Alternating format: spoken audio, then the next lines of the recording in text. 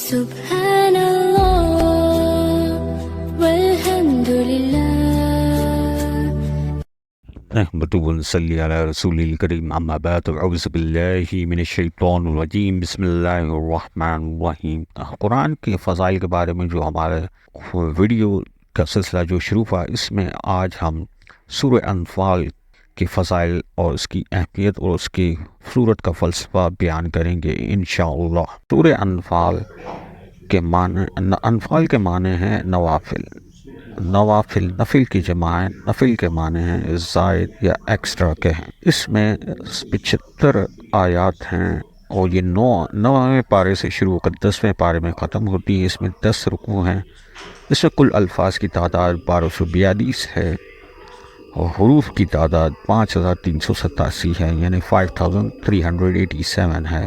اس میں جہاد کے اصول و قوانین اور فضائل اور اہمیت بیان کی گئی ہے۔ دشمن کے مقابلے میں دفاع اور اس سے صلح اور مال غنیمت کے بارے میں اصول اور قواعد اور ضوابط بیان کیے گئے ہیں۔ اس کی میں جہاد کا فلسفہ بھی، آداب اور نیز جہاد کے احکام، صلح و جنگ اور جہاد کے فضائل کی وضاحت کی گئی ہے۔ آیت نمبر 1 سے 4 رزق اور مغفرت کے بارے میں ہیں۔ 5 سے 14 جنگ بدر کے پس منظر اور معاہدہ جہاد بیان کیا گیا ہے۔ آیت نمبر 16 سے 26 فرضیت جہاد اور صلح و طاعت کی ہدایت ہے، سماع اور طاعت کی ہدایت کی گئی۔ 29 سے 40 آیت میں قریش مکہ کے جرائم، جنگ کا جواز، جو کہ مختلف جنگیں ہوئی قریش کے خلاف۔ ایک آیت نمبر 41 سے 47 تک مال غنیمت احکام جہاد بیان کیا گیا ہے۔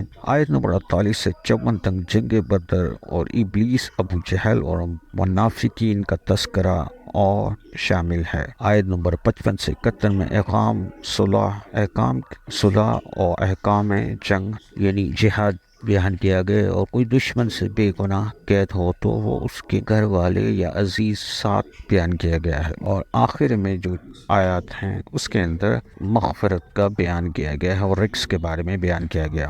اگر کوئی شخص بے گناہ قید ہو یا کوئی گناہ گار بھی قید ہو تو وہ اپنی گناہ سے توبہ کرے، اور یہ صورت وہ یا اس کے گھر والے ایک ہی نشست میں 7 بار پڑھیں، یعنی 21 دن تک یہ صورت پڑھتے رہیں، تو یہ عمل انشاءاللہ تعالی اسے بے گناہ قید سے نجات ملے گی، اور جو مجرم قیدی ہوگا اس وہ قید میں آسانی ہوگی۔ اگر کوئی شخص جو کہ روزانہ سورت کو پڑھے گا اسے غیب سے رزق ملے گا، وہ کبھی انشاءاللہ بے روزگار نہیں ہوگا۔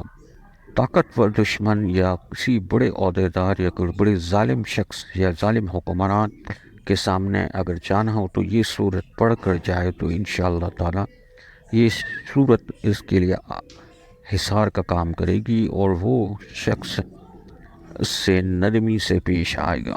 صورت کا نقش یا صورت لکھ کر گلے میں ڈالنے یا گلے میں پہننے یا دائیں بازو میں ڈالنے تو یہی فضیلت اس کو انشاءاللہ تعالی حاصل ہوگی۔